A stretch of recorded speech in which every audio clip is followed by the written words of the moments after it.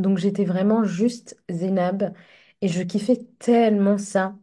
On s'en foutait de mes origines, de mon histoire, de mes traumas, ça ne comptait absolument pas. Les gens là-bas me voyaient pour qui j'étais vraiment et pas pour ce que je prétendais être. J'avais prétendu être quelqu'un d'autre pendant toutes ces années. Et qu'est-ce que c'était génial de sortir sans les masques, c'était tellement apaisant. Je me sentais légère, vraiment. Je suis des nappes, fleurs de désert. J'ai la capacité de fleurir malgré l'aridité de mon environnement et c'est ce que je souhaite te transmettre via ce podcast. Je suis une coach multipassionnée, multicasquette et ma spécialité est d'allier la spiritualité, le subtil avec la science et notamment le trauma. Avant d'accompagner, j'ai moi-même cheminé, je me suis libérée de l'emprise, j'ai affronté mes traumas, fait de nombreux deuils, et si je l'ai fait, tu es capable de le faire. Ce podcast est là pour te rappeler qu'il est possible de s'en sortir et que tu peux prendre ton envol. Si tu souhaites réguler ton système nerveux, te libérer du stress chronique, de l'anxiété et sortir de tes traumas, tout en parlant spiritualité énergétique, alors ce podcast est pour toi. Bienvenue. Bonjour à tous et à toutes. Je suis ravie de lancer ce podcast. C'est une idée qui me trotte dans la tête depuis quelques mois et à vrai dire, je n'ai jamais vraiment pris le temps de le faire. Dans cet épisode, je souhaite me présenter pour te raconter un petit peu mon histoire, que tu saches que tu n'es pas seule, que tu saches que moi aussi, je suis passée par plein de choses avant d'en arriver à être thérapeute. Je suis sûre en tout cas que tu te retrouveras un peu dans mon histoire ou dans mon parcours. Mon objectif avec ce podcast, c'est de te montrer qu'en fait, aller mal, ce n'est pas une fatalité. Si tu sais pas où tu vas dans ta vie, si tu ne sais pas qui tu es, si tu ne sais pas ce que tu es venu faire sur Terre, si tu ne sais pas comment t'en sortir ou si même tu pourrais t'en sortir un jour, ici je vais te partager des tips, des astuces, des témoignages aussi. Et surtout, j'ai à cœur de créer une communauté qui pourra à terme s'entraider et avancer main dans la main. Ça, c'est mon rêve. Alors, en ce qui me concerne, je m'appelle Zeynep. Je suis née, j'ai grandi au Maroc il y a quelques années. J'ai été à l'école publique marocaine. Du coup, j'ai fait toute ma scolarité en arabe. J'étais très scientifique. J'ai eu un bac mention très bien, mais j'ai eu trois en philo. J'aimais tellement bosser, j'étais tellement curieuse que j'allais toutes les semaines chez le bouquiniste pour prendre des livres. J'ai appris l'anglais toute seule. J'ai même passé le bac français en candidat libre. Je devais sacrément me faire chier pour faire autant de choses. Anyway, j'étais la petite fille parfaite, celle qui a été parentifiée toute sa vie. En apparence, tout allait très très bien. Mais s'il y avait un scanner qui pouvait scanner mes pensées, mes idées noires, mes rêves, voire mes illusions, je crois, ça serait une toute autre histoire. Plusieurs personnalités qui cohabitent à l'intérieur de moi, celle qui voulait découvrir le monde mais qui avait trop peur de sortir de chez elle, celle qui voulait connaître l'amour mais qu'aucun garçon n'avait le droit d'approcher, celle qui était ultra timide mais qui montrait une assurance en elle parfois déroutante. Bref, j'étais un peu tout et son contraire à la fois et je me cherchais sans trop savoir ce que je cherchais. Tu l'auras compris, j'étais complètement perdue. Mon staple, ma base, mon truc sécurisant, c'était la danse et la lecture. Je dévorais des livres en bonne nerd que j'étais. Et ensuite, mon alter ego, qui doit avoir un ascendant lion, surkiffait les spectacles de danse, pourtant devant des centaines de personnes. C'était hyper contradictoire avec la personne timide et isolée limite. La danse. Le théâtre, c'était le seul endroit au monde où j'avais le droit de m'exprimer, d'exprimer toutes les facettes de ma personnalité si complexe, compliquée à la fois. J'étais solaire et en même temps extrêmement malheureuse. Les deux cohabitaient ensemble. Et la danse que j'ai pratiquée un peu plus de 12 ans m'a, je pense, littéralement sauvé la vie. J'ai quitté le Maroc à 17 ans pour faire une prépa HEC dans un lycée prestigieux de Paris. Mais c'était la descente aux enfers. Une prise de poids qui fracasse le peu de confiance en moi que j'avais. Une première histoire d'amour où j'étais sous emprise, bien sûr, je ne m'en rendais pas compte. Des insomnies. Première insomnie, je n'avais pas dormi quasiment une semaine à en devenir complètement folle. Des douleurs digestives, une belle partolinite, vaginisme pour couronner le tout et bien d'autres choses. L'écart avec les autres s'est accentué vraiment ces 2 années. C'était très difficile pour moi de quitter le Maroc et arriver en France. C'était compliqué pour moi d'étudier en français, d'étudier les mathématiques en français, moi qui avais l'habitude de le faire en arabe, d'écrire de droite à gauche, l'histoire en français, moi qui n'avais étudié que l'histoire du Maroc. Bref, très compliqué pour moi. L'écart vraiment qui se creusait de jour en jour. Mon parent pervers narcissique m'a fait vivre littéralement l'enfer, parce que bien sûr, quand tu t'éloignes de la maison, l'emprise elle est moindre. Et la rupture avec ma grande famille s'est finalisée vers mes 17 18 ans. Je n'étais plus sur place pour continuer les faux semblants, les salam-alek, l'hypocrisie, tout ce que je vomissais, que je vomis encore. Ce sont des choses que je déteste vraiment. Ça m'est insupportable d'être hypocrite ou de faire semblant. Une Zénab qui s'attache quand même à sa joie de vivre pour ne pas passer à l'acte. Les pensées noires se déversent sur son cahier intime pour pas qu'elle explose. Je me rappelle très bien que j'étais un poulpe et que cette encre noire qui sortait était mon échappatoire. J'avance comme je peux pendant ces années, j'étudie en même temps, je fais des petits boulots étudiants pour m'en sortir financièrement et je me débrouille assez bien. Je m'occupe, ce qui fait que je ne suis pas vraiment dans mon corps, je n'habite pas trop mon corps, mais en tout cas, mon mental arrive à se débrouiller et à s'en sortir. Je continue à être hypocrite avec moi-même. Moi qui déteste l'hypocrisie chez les gens, mais je ne me rendais pas compte à quel point moi-même j'étais hypocrite avec moi-même. J'étais vraiment complètement dans le déni. Et je me rends compte vraiment aujourd'hui, je fumais comme un pompier, à minima un paquet par jour. Je me rappelle les dimanches à traverser Paris pour trouver un tabac ouvert. Les Parisiens, vous allez me comprendre. Maintenant que j'y pense, j'ai énormément quand même de compassion pour cette partie de moi qui trouvait de la sécurité dans une cigarette de quelques centimètres. Je vous vois venir les petits... Pas de blague. Anyway, en 2010, la meilleure année de ma vie, je pars vivre à San Diego, aux États-Unis, pour des études de finance. J'étais bien loin de la thérapie. Pourquoi c'était la meilleure année de ma vie? Ben, parce que j'étais dans un pays où mon âme se sentait bien. Et puis 9 heures, ou je me rappelle plus, 12 heures de décalage horaire. Bref, suffisamment de décalage horaire pour ne plus subir l'emprise de ma famille. Et puis à l'époque, il n'y avait pas WhatsApp, il n'y avait pas... on avait Skype à peine et encore. Vu que moi, je m'endormais en même temps que les autres se réveillaient et vice-versa, ben, c'était très très pratique.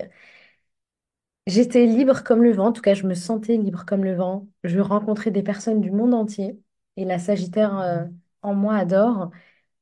Et personne ne connaissait mon passé. Donc j'étais vraiment juste Zénab et je kiffais tellement ça. On s'en foutait de mes origines, de mon histoire, de mes traumas, ça ne comptait absolument pas. Les gens là-bas me voyaient pour qui j'étais vraiment et pas pour ce que je prétendais être. J'avais prétendu être quelqu'un d'autre pendant toutes ces années. Et qu'est-ce que c'était génial de sortir sans les masques. C'était tellement apaisant. Je me sentais légère, vraiment. Je reviens malgré moi en France. J'ai mon diplôme en risk management et je commence à travailler en 2011 dans le courtage en assurance. Vraiment le truc super sexy. J'ai signé cette année-là un CDI, mais j'ai aussi signé un CDI avec ce qui a été diagnostiqué comme un intestin irritable que je pensais avoir avril. En tout cas, c'est ce que me disaient les médecins, que j'allais vivre avec ces douleurs et ces inconforts toute ma vie. Je passais ma vie aux urgences, aux toilettes. Quand je n'étais pas constipée, j'avalais un tas de médicaments et j'avais plein d'autres syndromes physiques, hein, psychiques aussi. Mais je ne me rendais pas compte parce que le physique prenait quand même beaucoup d'espace. Bref, je vivais l'enfer, mais je devais toujours faire semblant que tout allait bien. De toute façon, j'ai fait ça toute ma vie, alors pourquoi pas continuer, n'est-ce pas? En 2012, je vais voir une naturopathe par pur hasard, suite au conseil d'une collègue. Aïcha, si jamais tu passes par là, coucou. Et là, coup de foudre, je décide de devenir naturopathe. C'est-à-dire que je sors de la séance et je me dis, c'est exactement ça que je vais faire plus tard. Je continue quand même mon CDI. Je deviens responsable dans une boîte d'assurance américaine. Je travaille entre Paris et Londres.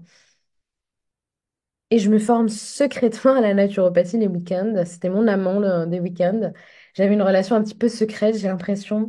Toujours deux Zainab, quoi. Plusieurs, même Zainab qui cohabitaient ensemble. Ça sera peut-être le titre de mon prochain livre, si jamais il y a un éditeur qui passe par là. J'obtiens ensuite mon diplôme à l'ISUPNAT, l'Institut supérieur de naturopathie à Paris. J'ai été agréée FENA aussi, quelques années plus tard. Entre-temps, je découvre les joies de l'infertilité. J'ai commencé l'ISUPNAT enceinte.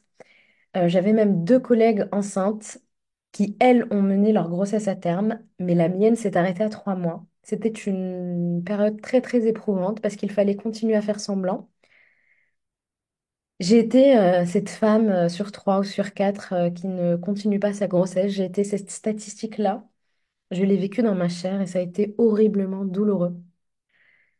J'ai entamé par la suite un parcours de PMA, donc procréation médicalement assistée, qui aura duré 2 ans. Je t'en parlerai un jour si tu le souhaites. J'avais même entamé un début de dossier d'adoption. En 2016, pardon, j'arrête de travailler en CDI de manière pas cool du tout, à vrai dire, vraiment pas cool. Mais j'ai fait la paix avec ça maintenant, donc c'est du passé. Et je ne garde pas d'amertume à l'intérieur de moi par rapport à ce qui s'est passé. Je suis naturopathe, je fais des massages, j'adore ça. Et je suis même chef cuisinier au Centre Tout Naturellement à Paris. J'y masse aussi de temps en temps et je préparais les repas sans gluten et végétaliens. Et j'ai adoré cette période-là. Je cuisine très très bien et je me suis éclatée. En 2017, je divorce définitivement avec ma famille proche, sauf mon père à qui je parlais encore. Je deviens mère en même temps. Et en plein postpartum, le jour de mes 30 ans, mon père s'élève aux cieux. Tu l'auras compris, 2017, année de mes 30 ans, je connais plusieurs deuils, je connais plusieurs morts, la mort de moi en tant que femme, la mort de moi en tant que fille et la mort de mon papa, la seule personne qui m'acceptait, qui m'aimait, qui prenait de mes nouvelles. C'est grâce à lui d'ailleurs que je découvrirai, que je plongerai, j'ai envie de dire, dans l'énergétique, parce que j'avais découvert l'énergétique suite à ma première fausse couche en 2015. Mais c'est grâce à lui, en fait, que je découvrais que moi aussi, j'avais des capacités. Ça serait mon premier passage d'âme. Je t'en parlerai si tu veux. En 2018, je deviens sophrologue. Donc, je suis diplômée sophrologue à l'IFS de Paris et je passe mon premier degré de Reiki. J'ai fait ensuite plusieurs formations, fleurs de bac, alimentation végétale aux États-Unis, diverses formations énergétiques, tarot, chamanisme, anal akashique, theta healing. Bref, je kiffe. Et je suis même dans le spiritual bypassing à fond. Je ferai un épisode sur ça tellement ça me paraît aujourd'hui essentiel. Et il n'y avait absolument personne qui m'en parlait, qui m'aiguillait à ce sujet-là. Je passais vraiment mon temps à faire des hypnoses régressives pour aller voir mes vies antérieures. Belle manière de fuir ce qui se passait à l'intérieur de moi parce que je n'habitais toujours pas mon corps. Je continue à me former. Je n'arrête absolument pas de me former depuis l'ISUPNAT d'ailleurs. J'ai un bac plus 48. Je continue à survivre, je continue à penser que la spiritualité allait me sauver. Ça m'aide énormément, vraiment, ça m'aide. Ça ne me sauve pas, mais ça m'aide à garder le cap, à ne pas abandonner. Je me réveille petit à petit, tu t'en doutes bien. Et en 2020, un énorme réveil, comme beaucoup d'ailleurs. Là, Je me réveille assez violemment de l'illusion extérieure, mais je me réveille assez violemment de l'illusion intérieure, de cette illusion que je me racontais, de ces histoires que je me racontais pour aller bien, pour vivre dans ce monde qui était difficile pour l'hypersensible que j'étais, que je suis toujours. Et puis ces histoires-là, en fait, je me suis rendu compte qu'elles n'étaient que pure invention de mon cerveau pour me maintenir en vie. Les fameux coping mechanisms dont je te parlerai énormément dans ce podcast. Les années passent, je me forme à l'école quantique doula. Je deviens doula pour participer au nouveau paradigme des naissances et au nouveau monde auquel je croyais, je crois, plus, avec Karine la sage-femme, que j'aime énormément, et Mélanie, qui sont deux merveilleuses femmes que je t'inviterai à découvrir sur Instagram, et leur travail est fantastique. Entre-temps, je découvre le système nerveux, la théorie polyvagale, je découvre les travaux de Peter Levine, Gabor Maté, et là, je tombe dans le rabbit hole, dans le trou du trauma. Je comprends toute ma vie, je me rends compte de l'amnésie qui a été la mienne.